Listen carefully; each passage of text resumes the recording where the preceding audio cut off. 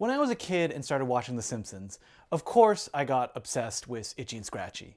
Here you have, in this parody show, the Tom and Jerry archetype taken to its most violent extremes. What violence could be shown? It would be blood, it would be guts, and I found it hilarious. I remember getting one of those bongo comics of Itchy and Scratchy, finding it delightful, and even sending a letter that I got my mom to help me write, asking the publisher if did they ever consider maybe doing a whole episode of Itchy and Scratchy shorts that we could watch? Itchy and Scratchy was never an original idea. Every kid on the playground imagined, how far could these cartoons go? What if they showed realistic violence, like blood and guts? There was a National Lampoon's parody called Kit and Caboodle in the 1970s.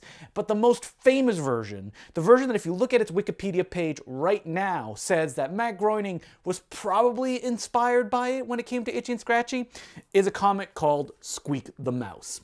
Originally published in the 1980s, what this comic is most famous for is probably the fact that it was banned. Yes, it was seized at the border. There was a trial. There was recently an article on the Comics Journal discussing the reprint that Fantagraphics recently did of this. It's been, I think, out of print since the 80s in English language circles, even though there's really not that much dialogue in this. And they discussed, is there value in something like this, considering that it really only exists to push the norms of what is expected, to go to the extreme, to make a name of itself because of its wild how far that it's going. So, Itchy and Scratchy, super violent. Squeak the Mouse, hyper violent as this stuff can get. Also very sexual, like graphic, X-rated sex in every one of the volumes, and there's 3 of them that are collected in this book.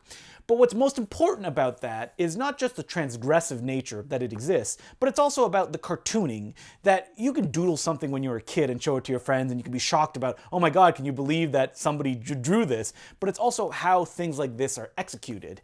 And the fact is that the cartoonist who made this book, Massimo Mattioli, he is a great cartoonist. Almost nothing of his has been translated in English, to my knowledge, like his famous Joe Galaxy strip. There's a great obituary about him that gives a lot more detail that I'll link below. But what you should know if you've never read Squeak the Mouse is that not only is it violent, I'm not even going to open it because it could land on a page with a lot of graphic sex on it, but that he is just a great humorist, that he understands the rigors of cartoon logic. This is a guy that knows his stuff and is not doing it just because it's shocking, but also because it's funny. It's fun. There's a reason that we watch things like Dawn of the Dead or Evil Dead 2, not just because we want it to be transgressive, but also because there's humor, there's entertainment to be found there. This is a comic that it doesn't just do the Tom and Jerry stuff to the extreme. Basically, the first 2 volumes of these turn into slasher films. And the joke of Squeak the Mouse is how far those slasher film scenes can go. So you get the cat kills the mouse, then the mouse comes back as a zombie mouse, kills a bunch of people in extremely graphic ways. And as simple as this comic is, it's done in that classic 12 squares per page format throughout all of it. The drawings are simple, but the gore is super detailed. You know, I don't know if there's an actual real saying that goes behind it, but like the simplest cartoonist, you know that they can work really well if they could do the most detailed thing in the world, but they just choose not to. And that's the case with this creator because, you know, Cat and Mouse, very simple in the style you would expect in like, you know, Hanna-Barbera comics from back in the day, or would it be like Gold Key Dell comics? But then when it comes to somebody getting their head cleaved in 2, oh, you see it in graphic detail. And so not only is that drawn incredibly well in this book, but it's the way that things kind of accelerate, the way that, you know, it's broken up into chapters and each chapter is an ending and it makes you wonder, well, okay, well, what's going to happen next? How will the mouse come back? He's been turned to sludge. Well, that sludge will gain sentience and will then murder people by going inside them and making them explode.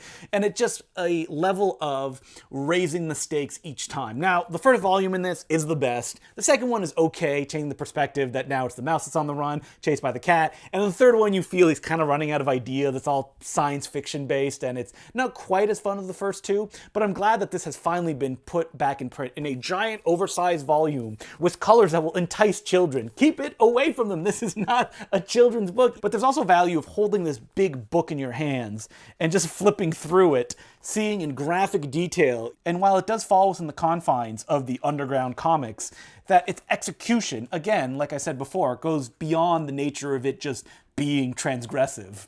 I find this delightful. It's super humorous, super easy to read, and I will probably be picking up off the shelf, you know, every now and then, wanting a good laugh. It was republished by Fantagraphics, and they did a great reproduction. The only thing I wish there was a little bit of contextual information. Maybe a bio on the Italian author, perhaps even, you know, some discussion about the case, or the ways that there's been that ultra-violence Tom and Jerry thing in different mediums. And unfortunately, there's none of that. There's just a presentation of the book itself. And I feel like this is one of those books that, because I don't know if you could walk into a bookstore right now and pick it up, and I don't even know if Amazon will carry it because it's so graphic. If you were ever curious about this, pick it up now, because it's probably going to disappear sooner rather than later.